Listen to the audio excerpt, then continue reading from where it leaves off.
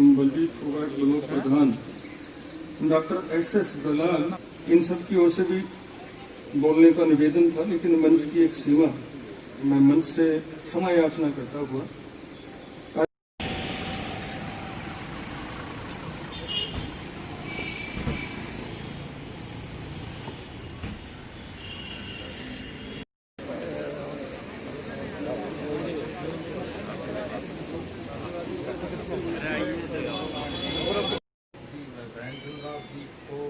समस्त चौरान परिवार की तरफ से श्रद्धांजलि अर्पित करते हैं और उनके पक्षियों पर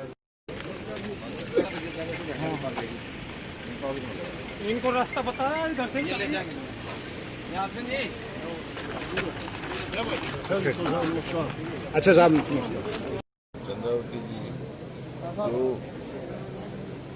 हमारी एक मिनट रुक जाओ, बताइए। राजनीति शुरू करी पंजाब में, फिर लोकसभा में भी रही और गवर्नर भी रही, विधानसभा पंजाब विधानसभा में भी रही, हरियाणा विधानसभा में भी रही। वो एक ऐसी नेता थी जिन्होंने सारी उम्र बहुत ईमानदारी से, धर्मनिष्ठा से एक अपने दायित्व निभाया और जिस पद पर भी रहे उसको सुशोभित किया और वहाँ पद की जो है गरिमा बढ़ाई। अगर बात करें कि बड़ौदा, तो मैंने वहाँ भी कहा था कि इस किस्म की सरकार है जो गठबंधन बना, वो किसी की सपोर्ट किसी को नींद जब मिलती है तो ऐसी सरकारें अपने वजन में अपने आप गिर जाएंगी।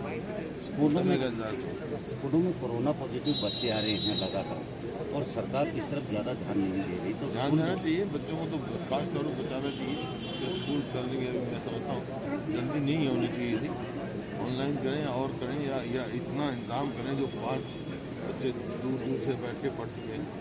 इस उसमें स्थिति में जिस हिसाब से ये तीसरा जो संक्रमण बढ़ रहा है, सर्ज हो रहा है, दिल्ली में बढ़ रहा है और हरियाणा में बढ़ रहा है, तो इसको पूरा ध्यान रखना चाहिए। और केवल सरकार नहीं, ये हर व्यक्ति को भी अपनी जिम्मेवारी निभानी चाहिए, मास्क बांध के रखना चाहिए और दूरी रखनी चाहिए, हाथ बार बार धोना चाहिए। ये उसके में है पूरे समाज के। जहाँ तक राइट टू रिकॉल का है, कोई उसमें वो नहीं है, लेकिन राइट टू रिकॉल अगर पहले सांसद और विधायकों का हो तो वो बेहतर होगा, ना कि पंचायत का राइट टू रिकॉल का मतलब ये है जो थोड़ा बहुत समय उनको विकास का मिलता है तो आप उसी में निकल जाए। आज भी अखबार में पढ़ा आपने, बाजरा नहीं खरीदा जा रहा और ये सरकार कह रही है हम पूरा खरीद कर रहे हैं और आपका यहाँ तो करना नहीं है, लेकिन जहाँ करना है वहाँ करने की पेमेंट नहीं।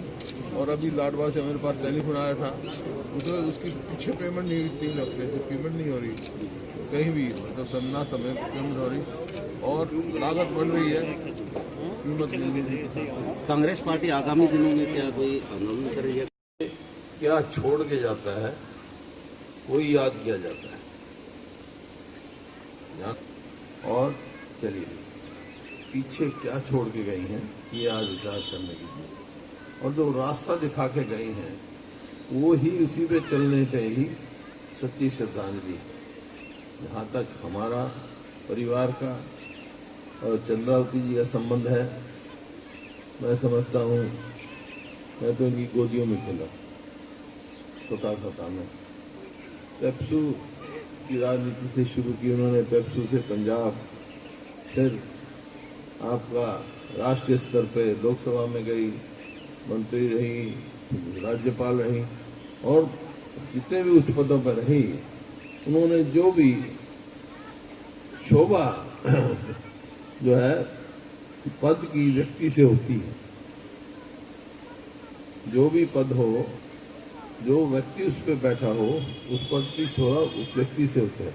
जिस भी पद पे गए हैं उस पद की शोभा बढ़ाई उन्होंने और उसमें अपना नाम कमाया और इलाके का जो है गर्व हुआ कि निहायत ईमानदार और निष्ठावान और आम आदमी की आवाज उठाने में कभी भी पीछे नहीं रही, खासतौर पर किसान की आवाज। जब भी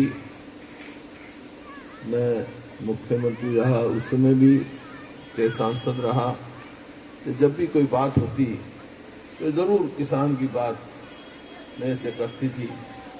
और उसी समय कोई भी बात पता लगती तो टेलीफोन करवाती अमन से या अरुण से, ये स्थिति है।